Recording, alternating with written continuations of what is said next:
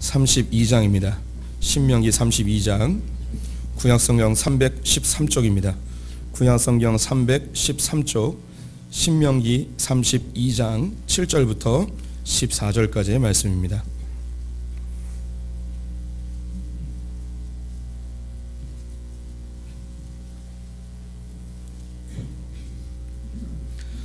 신명기 32장 7절부터 14절 한 절씩 교독하시겠습니다. 옛날을 기억하라. 역대의 연대를 생각하라. 내 아버지에게 물으라. 그가 내게 설명할 것이요 내 어른들에게 물으라. 그들이 내게 말하리로다. 지극히 높으신 자가 민족들에게 기업을 주실 때에, 인종을 나누실 때에 이스라엘 자손의 수요대로 백성들의 경계를 정하셨도다. 여호와의 분깃은 자기 백성이라. 야곱은 그가 택하신 기업이로다. 여호와께서 그를 황무지에서 짐승이 부르짖는 광야에서 만나시고 호위하시며 보호하시며 자기의 눈동자같이 지키셨도다. 마치 독수리가 자기의 보금자리를 어지럽게 하며 자기의 새끼 위에 너풀거리며 그의 날개를 펴서 새끼를 받으며 그의 날개 위에 그것을 엎는 것 같이 여호와께서 홀로 그를 인도하셨고 그와 함께한 다른 신이 없었도다. 여호와께서 그가 땅의 높은 곳을 타고 다니게 하시며 밭의 소산을 먹게 하시며 반석에서 꿀을, 굳은 반석에서 기름을 빨게 하시며 소의 엉긴 젖과 양의 젖과 어린 양의 기름과 바산에서 난 순양과 염소와 지극히 아름다운 밀을 먹이시며 또 포도즙의 붉은 술을 마시게 하셨도다. 아멘. 오늘도 주님의 보좌 앞으로 나오신 성도님들에게 하나님의 은혜와 평강이 함께 하시기를 축원드립니다. 설 명절 잘 보내고 계십니까? 네, 옆 사람에게 언제나 들어도 좋은 말, 옆 사람에게 인사하겠습니다. 사랑합니다. 네, 네. 새해 복 많이 받으세요라고 할 줄 알았죠. 네. 네, 새해 복 많이 받으세요도 합시다. 옆 사람에게 축복합시다. 새해 복 많이 받으십시오. 네, 설 명절을 맞이하여서 또 전국 각지로 흩어진 우리 소풍의 성도님들 또 하나님께서 오고 가는 길 지켜주기를 소망하고요. 또 먼 곳에 있지만 늘 예배드리기를 즐겨하실 분들이라고 믿습니다. 또 오늘 친지를 방문했다가 소풍교회 또 처음 나오신 분들이나 또 오랜만에 나오신 분들 환영합니다. 하나님께서 올 한 해도 지키실 줄 믿습니다. 설 명절 즈음하여서 어떤 말씀을 전할까 하다가 하나님을 기억하자라는 제목으로 말씀을 나눠보도록 하겠습니다. 우리나라는 좋은 나라입니다. 왜 좋은 나라냐? 한 해를 3번 시작할 수 있는 나라입니다. 1월 1일 날 새 마음으로 시작을 하고 작심삼일이라고 또 이렇게 다 무너지면 우리가 하는 말 있죠. 설 지나면 다시 한번 시작하겠다고. 설 지났는데도 별반 달라지질 않습니다. 그때 우리 학생들이 하는 말, 계약하면 잘해보겠다고 하면서 우리는 새로운 마음으로 한 해를 3번 시작할 수 있는 그런 좋은 나라이죠.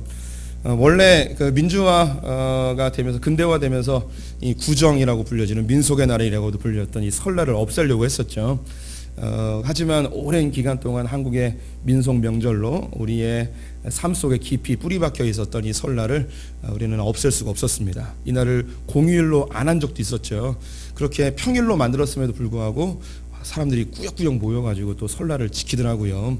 이 설이라는 이름이 어디서 나왔는지 정확히 학자들이 찾아내지를 못했습니다.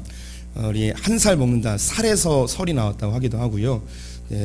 그다음에 서다, 여기에서 나왔다고 이야기하는 사람도 있는데 정확한 뜻은 모릅니다. 어쨌든 우리는 새해가 되어지면 이것을 설이라고 부릅니다. 이 설날이 되어지면 예전부터 흘러왔던 우리의 민속놀이들을 다들 합니다. 널뛰기도 하고 윷놀이도 하고 그리고 우리가 즐겨하시는 전국민의 오락, 고스톱도 하시고 그리고 이날에는 고기도 먹을 수 있고 새 옷을 입고 설빔을 차려입고 또 세배하고 덕담을 듣고 이런 우리의 전통 문화가 있죠. 이 설날의 분위기를 잔뜩 북돋을 수 있는 노래가 한 곡 있어요. 성도님들 알고 있는 까치까치 설날은 어저께고요. 우리 설날은 오늘이래요. 우리 언니 옷은 색동저고리 이런 노래 있습니다.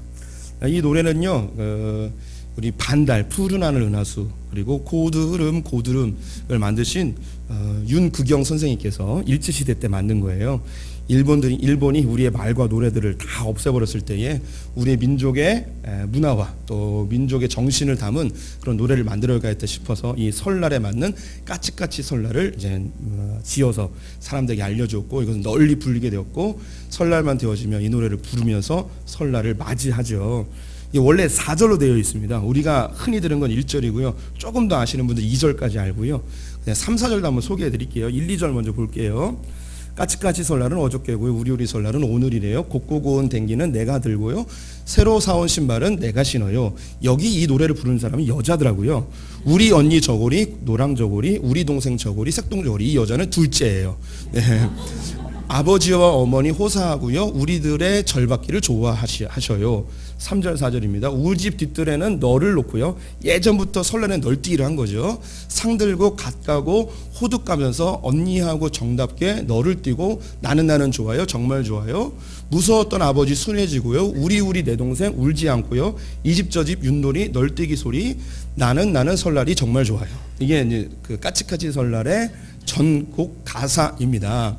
윷놀이도 하고요. 널뛰기도 하고요. 색동저고리 있고 세배하고 화났던 아버지도 이날만큼은 화 안 내고 웃으시고 애기도 울다가도 눈깔사탕 하나 주면 안 우는 뭐 이런 날이 이제 설날입니다.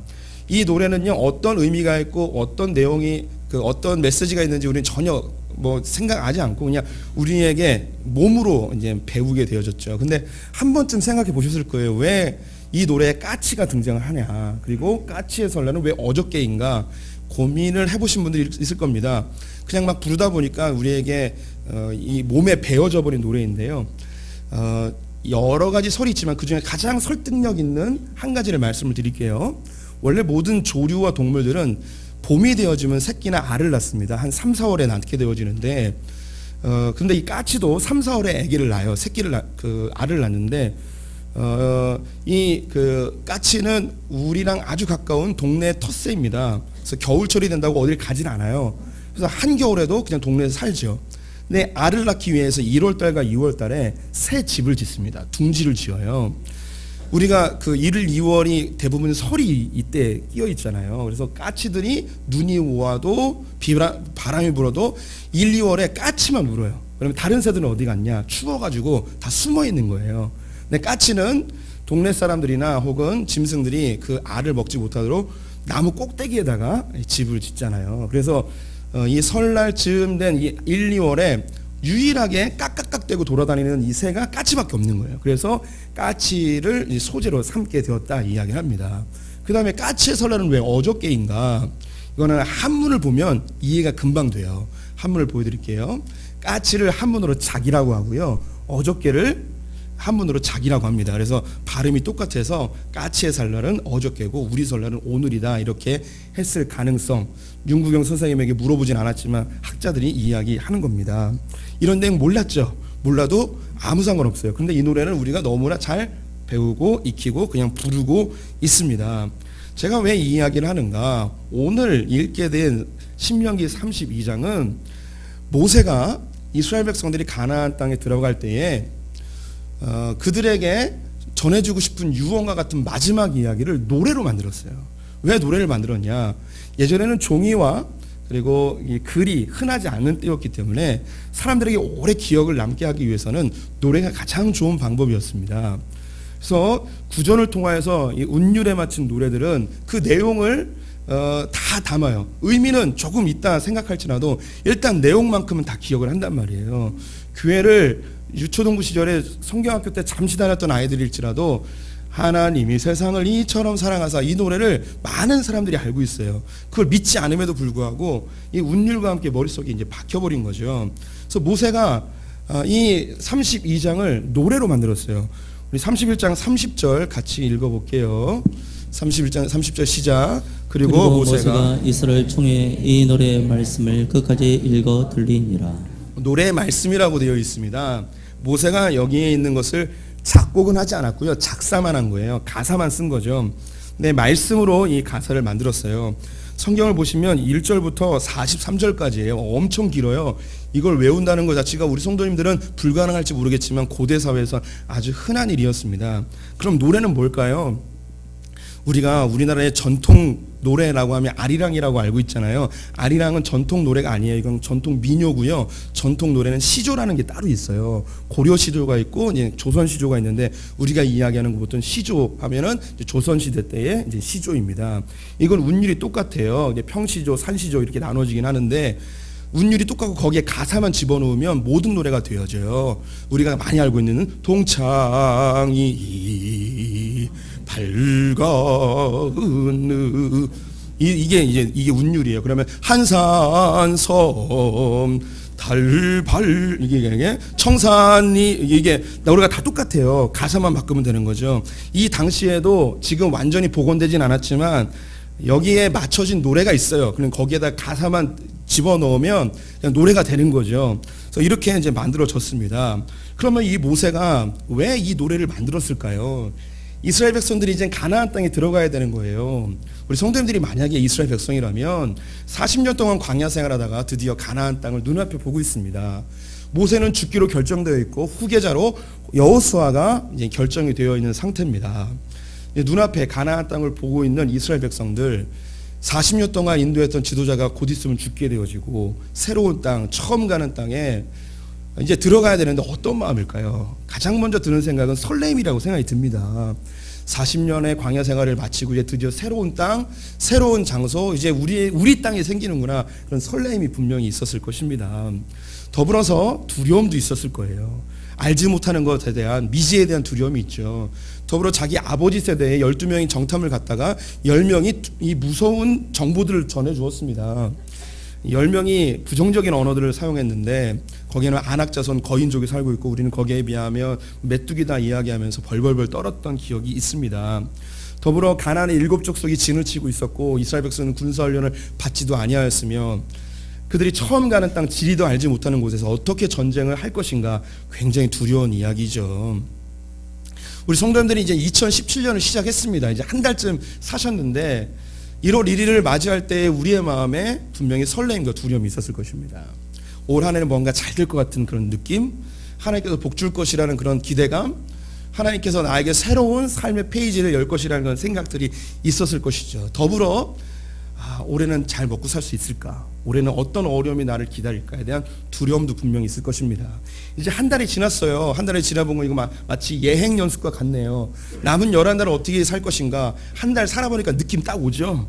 예, 얼굴 표정들 보시니까 기대감에 잔뜩 차 있는 분은 두세 분밖에 안 계시네요.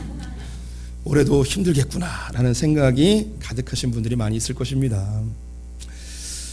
기대감과 두려움을 가지고 나아가는 이 이스라엘 백성들에게 이 노래를 지어서 만들어줬죠. 우리 성도님들 자녀 중에 새로운 문을 열고 나아가는 자녀들도 있을 거예요. 새로운 직장 혹은 새로운 학교에 진학하는 자녀들이 있을 텐데 이 자녀들에게도 동일한 마음일 거예요. 새로운 것에 대한 기대감도 있을 것이고 한 번도 경험하지 못한 것에 대한 두려움도 있을 것입니다. 설교를 준비하면서 제가 대학에 처음 들어갔을 때의 그때 그 긴장감과 기대감이 막 이렇게 다시 새록새록 생각이 나더라고요. 저희 아들이 3명인데요. 중2, 중1. 중2는 지금 뭐 이렇게 이 중학생이니까 경험이 됐고 중학교 1학년 들어가는 우리 둘째는 이렇게 별로 이렇게 생각 없이 긍정적으로 사는 애라 뭐 두려움과 기대감 별로 없어 보이고 이 막내에게 얼마 전에 가방을 샀어요. 1학년 초등학교 1학년 들어가거든요. 그때 어떠냐고 기분 좋냐고 그랬더니 설렌대요. 뭐가 설레냐 그랬더니 유치원을 이제 졸업을 하고 이제 초등학교에 들어간다는 자기가 뭔가 이제 성장했다는 기대감이 있더라고요. 두렵진 않냐고 무섭지 않냐고 무섭대요. 뭐가 무섭냐고 그랬더니 형들 보니까 공부를 너무 열심히 해야 된다는 거예요. 그래서 공부할 게 두렵다는 거예요. 저희 큰아들이 초등학교에 들어갔을 때에 제 둘째는 유치원생이었거든요. 차를 타고 이렇게 가면서 그 동생 저 둘째가 유치원 너무 힘들다고 막 하니까 큰 놈이 뭐라고 그랬냐면 그래도 유치원 때가 좋은 거야라고 했던 그랬던 이제 기억이 나는데 모든 그 학교들보다도 초등학교 들어가는 아이들은 더 두렵고 기대감도 있지만 그 겁나는 게 분명히 있을 거예요. 그래서 우리 선배들이 이 초등학교 1학년 들어가는 애들한테 학교는 좋은 곳이다라고 알려주는 노래를 한 곡 만들었어요. 그 노래가 뭔지 아시죠? 학교 종이 땡땡땡 어서 모이자 선생님이 우리를 기다리신다. 2절이 궁금하시죠? 2절 보여드릴게요. 학교정이 땡땡땡 어서 모이자 사이좋게 오늘도 뭐 하자고요? 공부 잘하자. 그래서 아이들이 공부에 대한 두려움이 있는데 학교정이 땡땡땡이 하면서 공부하러 가자고 으쌰으쌰 하면서 힘을 불어넣어주는 이런 노래가 있는 거예요. 이게 다 이런 노래 그냥 만들어진 게 아니고 이 문화 속에서 자연스럽게 나타나는 거죠. 가나안 땅을 바라본 이 이스라엘 백성들이 기대감과 두려움이 있는데 이들에게 이 모세가 해주고 싶은 얘기가 있는 거예요. 근데 이건 잊어버리면 안 되는 거예요. 꼭 노래라도 만들어서 너희들이 영원토록 기억했으면 좋겠다. 1절부터 43절까지 있는데 그 내용을 다 보기는 어렵고요. 제일 중요한 것만 보겠습니다. 이 노래의 핵심은 뭐냐면 6절에 있습니다. 6절 말씀 같이 읽어보겠습니다. 어리석고 지혜 없는 백성아, 여호와께 이같이 보답하느냐? 그는 내 아버지시요 너를 지으신 이가 아니시냐? 그가 너를 만드시고 너를 세우셨도다. 모세가 이스라엘 백성들에게 가나안 땅으로 들어갈 때 정말 너희가 반드시 이것만은 기억해 줬으면 좋겠는데, 너희 하나님이 누군지 아니? 너희 하나님은 너를 만드시고 너를 세우신 너의 아버지야. 구약에서 하나님을 아버지라고 표현하는 게 굉장히 생소하죠. 신약에서는 예수님이 하나님 나의 아버지다, 그리고 너희들의 아버지다 이야기하면서 예수님 십자가에 못 박히셨던 제일 중요한 이유가 뭐냐면 하나님을 자기 아버지라 이야기하고 나는 하나님의 아들이라 이야기했던 신성 모독으로 그가 십자가에 못 박혀 죽게 되었습니다. 이 예수 그리스도의 십자가의 보혈로 우리는 하나님을 아버지라 부르는 권세를 얻게 되셨죠. 근데 놀랍게 구약 성경에 하나님을 아버지라고 부르는 곳이 여기 있네요. 바리새인들이 성경을 정말 몰랐던 사람이라는 생각이 듭니다. 하나님 우리 성도님들의 아버지십니다. 모세가 이스라엘 백성들에게 영원토록 기억시키고 싶었던 제일 중요한 것 한 가지, 하나님이 그들의 아버지라는 사실, 우리 성도님들의 아버지라는 사실을 올 한 해 결코 잊지 않으셨으면 좋겠습니다. 여기서 이 아버지라는 의미는 우리 성도님들에게는 아버지가 안 좋은 감정으로 우리 마음속에 남아있는 분들도 있을 것이고, 또 때로는 그 아버지가 무능하게 느껴지는 분들도 있으시겠지만, 이 구약 족장시대 때 이 아버지는요 신실하시고 능력 있으시고 보호하시고 강하신 분이 바로 이 아버지예요. 우리 성도님들의 아버지는, 하나님 아버지는 강한 분이십니다. 능력이 많으신 분이고요, 우리를 보호하시고 우리를 이끄시고 우리를 완성하시는 분이십니다. 우리의 2017년 가운데 제가 고난이 없다고 말할 수는 없어요. 분명히 고난이 있을 거예요. 그래도 우리가 안심할 수 있는 이유는 아버지 하나님께서 우리와 함께 하시다는 것, 이 자체가 우리에게 큰 위로가 되어지고 격려가 되어질 줄 믿습니다. 이 하나님 아버지가 어떤 분인가 모세가 조금 더 설명하고 있어요. 두 가지만 볼게요. 8절과 9절 말씀 함께 보도록 하겠습니다. 함께 읽습니다. 지극히 높으신 자가 민족들에게 기업을 주실 때에, 인종을 나누실 때에 이스라엘 자손의 수요대로 백성들의 경계를 정하셨도다. 여호와의 본깃은 자기 백성이라, 야곱은 그가 택하신 기업이로다.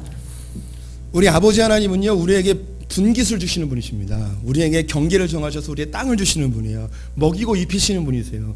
우리 하나님께서 우리 성도님들에게 올 한 해도 먹을 것과 입을 것과 마실 것을 근심치 아니하도록 베풀어 주실 줄 믿습니다.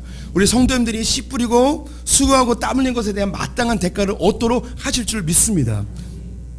우리 하나님께서 성도님들을 아버지로서 우리의 삶을 책임져 주시는 분이심을 신뢰하셨으면 좋겠습니다. 그러면 왜 우리에게 그렇게 먹이고 입히시는가? 그 이유가 뭐냐면 우리가 그분의 자녀들이기 때문이에요. 우리는 그분에게 너무나 소중한 자녀예요. 오늘 성경 9절 말씀 보시면 여호와의 분깃은 자기 백성이라. 분깃이라는 뜻이 기업, 소유라는 뜻이에요. 우리는요 우리의 소유를, 우리의 눈에 보이는 땅이나 재물이나 집이나 이런 걸 나의 소유라고 생각하겠지만, 하나님에게 소유, 하나님의 기업은 뭐냐면 바로 우리 성도님들이라는 거예요. 자기의 소유는 결코 빼앗길 수 없죠. 이 세상이 없어질지라도, 전 우주가 없어질지라도 하나님은 포기할 수 없는 존재가 있는데 바로 우리 성도님들이라는 거예요. 그래서 우주보다 천하보다 소중한 게 우리 성도님들이에요. 왜? 하나님이 우리를 자기의 소유로 삼으셨기 때문에. 우리 근데 의심이 들죠. 하나님이 나를 사랑하시고 나를 공급하시고 나에게 공급하시고 내가 하나님의 소유라면 부족함 없이 다 채워주셔야 되는데 왜 나에게 궁핍함이 있습니까?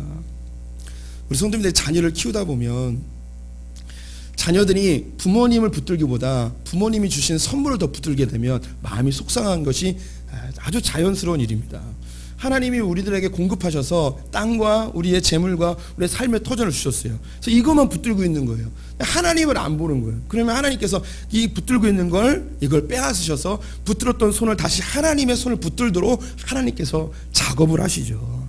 이게 하나님이 하시는 일이에요. 우리 성도님들, 하나님을 오해하지 마세요. 우리 성도님들의 필요를 채우지 않는다고 착각하지 마세요. 나의 것을 빼앗아 가시는 분이라고 하나님 원망하지 마세요. 하나님이 우리 성도님들에게 약속하셨습니다. 너는 내 거야. 내가 너를 책임질 거야. 근데 이거 붙들고 있으면 멸망으로 가고 지옥으로 가게 되어지는데, 하나님께서 이걸 그냥 붙들고 있게 놔둘 수가 없는 거죠. 우리의 자녀들이나 우리의 주변에 있는 사람들이 아주 소중한 걸 붙들고 있어요. 붙들고 있다가 점점점 불 속으로 빠져들고 있어요. 근데 얘를 건져줬어요. 건져줬는데 이 사람이 구원받고 한 이야기가 뭐냐면, 왜 저 핸드백은, 저 명품은 왜 안 건져줬냐고 이야기를 하는 거죠. 우리가 지옥으로 빨려 들어가고 있는데 주님이 자기 아들을 버리시면서까지 우리를 구원해 내셨어요. 근데 우리는 하나님께 뭐라고 이야기하느냐?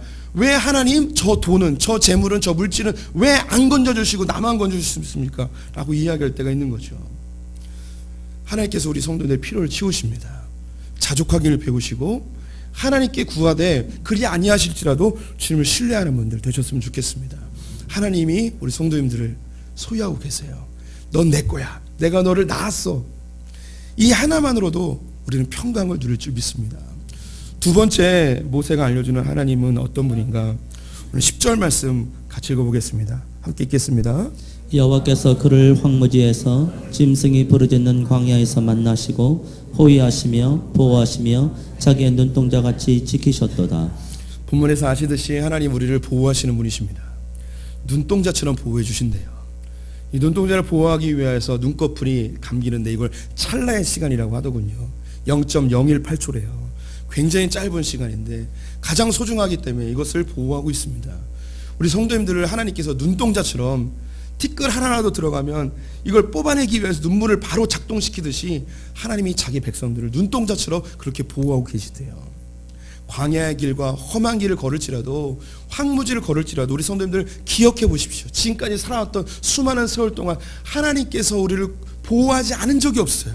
조금 늦은 것 같고 내가 생각하는 방법과 내가 생각하는 시간에 이루어지지 않았을지라도 하나님께서 우리를 돌보셔서 지금 우리가 이 자리까지 오게 되었습니다. 저는 분명히 이야기할 수 있습니다. 저에게도 광야와 같은, 황무지와 같은 시절이 있었지만 하나님께서 그때 저를 정말 보호하시고 인도하셔서 이곳까지 이르게 하셨습니다. 때로는 제가 믿음이 없어져 하나님 원망하고 주님께 분평할 때도 있겠지만, 변하지 않는 한 가지가 있다면 이후로도 영원토록 주님께서 저를 눈동자처럼 지켜주신다는 사실이죠. 때로는 성도들이 하나님이 어디 계시는가, 주님은 아무것도 안 하시는 것 같다고 생각이 들 때도 있습니다. 근데 그렇게 생각이 들 때 그 다음 구절을 보시면 좋겠습니다. 11절과 12절 말씀 같이 읽겠습니다. 마치 독수리가 자기의 보금자리를 어지럽게 하며 자기의 새끼 위에 너풀거리며 그의 날개를 펴서 새끼를 받으며 그의 날개 위에 그것을 얻는 것 같이 여호와께서 홀로 그를 인도하셨고 그와 함께한 다른 신이 없었도다. 하나님 우리를 보호하시는 분이시지만 동시에 우리를 성장하게 원하시는 분이십니다. 우리를 마마보이나 파파보이처럼 그렇게 키우고 싶어 하지 않으십니다. 독수리가 그 새끼를 양육할 때에 그 따뜻한 둥지에서 벗어나기 싫어하는 그를 위하여 날개를 펄럭거리며 깃털을 다 뽑아내서 날카로운 가지가 드러나게 하죠. 그래서 온몸이 찔리는 이 독수리 새끼는 어쩔 수 없이 이 둥지 밖으로 나가야 되는 상황이 됩니다. 이때에 혹 날지 못해서 떨어지는 새끼가 있으면 그 어미새가 등에 업고 날아간다고 표현하고 있습니다. 예전에 한번 말씀드렸는데 조류학자들은 이것을 한 번도 눈으로 목격한 적은 없습니다. 성경에 이야기했기 때문에 아주 드물게 일어나는 일이지만 분명히 있을 만한 일입니다. 하나님께서 우리를 돕지 않다고 느껴지는 순간, 아무것도 하지 않으신다고 생각되는 그 순간 생각하셔야 될 게 있습니다. 하나님 나를 성장하기 원하시는구나, 나를 키우기를 원하시는구나. 아주 엎드려지지 아니하도록 주님께서 우리를 독수리가 그 새끼를 받아 올리듯이 우리를 보호하시는구나. 시험 당할 쯤에 피할 길을 주시며 감당할 시험을 허락지 아니하시는구나. 또한 더불어 내게 능력 주시는 이 안에서 내 삶에 있는 모든 것들을 헤쳐나갈 수 있구나 라는 것을 기억하셨으면 좋겠습니다. 우리 하나님은 선한 분입니다. 우리 아버지는 가장 지혜로운 분입니다. 우리 성도들을 키우기를 원하시고 동시에 보호하기 원하시고 필요를 공급하기 원하시면 동시에 하나님께로부터 오는 그 통로를 기억하길 원하시는 분이십니다. 우리 아버지 하나님, 우리 성도님들은 하나님의 소유이십니다. 천하를 다 팔아서라도 사고 싶어하는 내 딸, 내 아들들이십니다. 2017년 기대감과 두려움으로 이제 다시금 시작하시는데 한 가지 기억하셨으면 좋겠어요. 우리 하나님이 나의 아버지시구나. 나와 늘 함께 하시는구나. 모세가 새로운 페이지를 여는 이스라엘 백성들에게 그거 기억하게 하고 싶었습니다. 이 성경 구절과 연결되어 있는 찬송을 다 같이 한번 불러봤으면 좋겠습니다.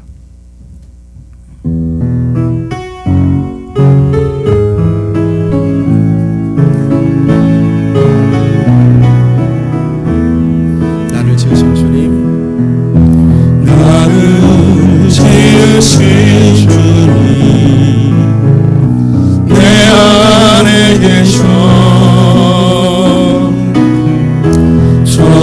처음부터 내 삶은 그의 손에 있었죠. 내 이름 아시죠. 내 모든 생각도 내 흐르는 눈물 그가 닦아주셨죠. 그는 내 아버지, 그는 내 아버지, 난 그의 소유. 내가 어딜 가든지 날 떠나지 않죠. 그는 내 아버지, 그는 내 아버지, 난 그의 소유. 내가 어딜 가든지 날 떠나지 않죠. 내 이름 아시죠. 내 모든 생각도 아바라 부를 때 그가 들으시죠.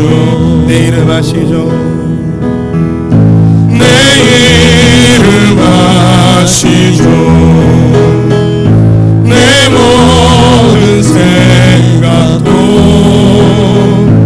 아바라 부를 때 그가 들으시죠.